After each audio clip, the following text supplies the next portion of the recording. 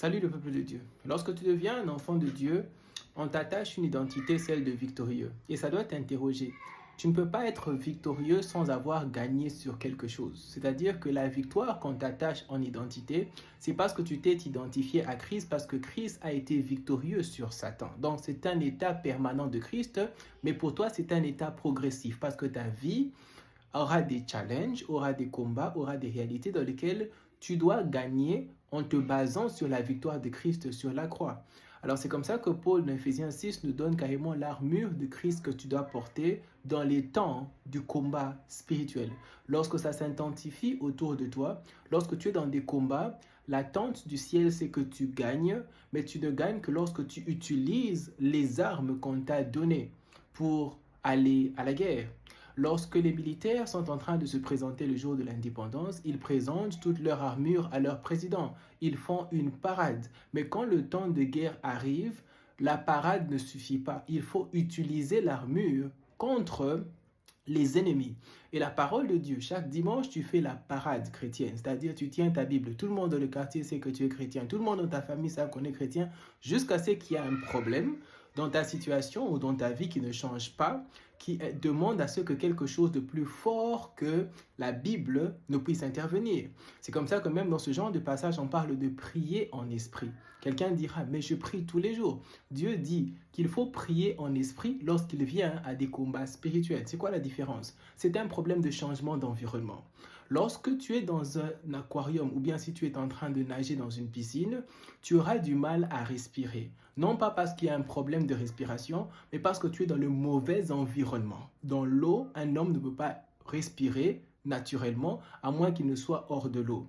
En d'autres termes, pour qu'une prière soit effective, elle ne doit pas être faite physiquement. C'est-à-dire que tu as prié, mais tu n'as pas prié en esprit. C'est-à-dire que la prière en esprit, c'est une prière qui te demande d'être dans la dimension spirituelle des choses, afin que la dimension physique des choses puisse changer. C'est-à-dire qu'on peut être quelque part, être dans une chambre en train de dire des phrases, mais pas être dans l'environnement du combat spirituel.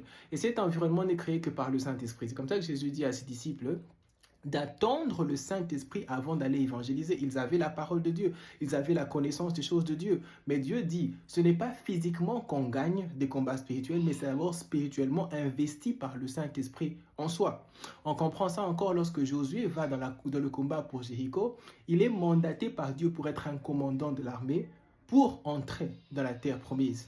Alors, étant commando, et en allant à la bataille, il avait toute confiance qu'il serait capable de renverser le mur jusqu'à ce qu'il rencontre un autre commando. Il rencontre un ange qui se présente comme le commando de l'armée céleste. Il a dit, tu es de notre côté. Il dit, non, je ne suis ni l'un ni les autres. Je suis venu prendre le commandement de la bataille parce que le mur de Jéricho ne tombe pas parce qu'un homme a parlé, parce qu'un homme a une arme, c'est parce que le ciel a parlé. Donc lorsqu'il vient au Jéricho de ta vie, le plus important, c'est d'être dans le bon endroit géographique de ton combat. C'est comme ça que les groupes d'intercession sont importants. Arrête de traîner avec des amis inutiles. On a eu des cas d'amis qui allaient avec toi en boîte de nuit.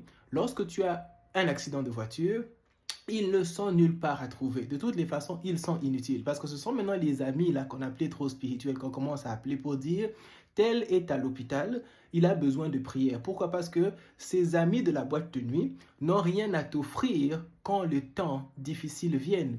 Ce sont ces amis spirituels là qui vont s'agenouiller, prier pour ta cause. Et même lorsque tu arrives à mourir, ce ne sont pas ces amis de la boîte de nuit qui vont se réunir pour t'assister. C'est plutôt la réalité des personnes qui prient pour toi, qui vont organiser cette procession spirituelle, parler à des pasteurs pour organiser un service digne de son nom. En d'autres termes, même dans les amitiés, choisis bien.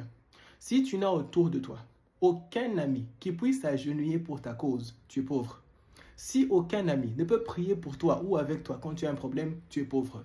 Parce que tout ami physique qui boit avec toi, après ton accident de voiture, ils ne sont plus autour de ton lit d'hôpital et ils ne te servent à rien.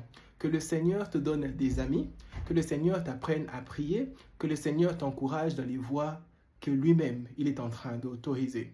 Sois béni au nom du Père, du Fils et du Saint-Esprit. Amen.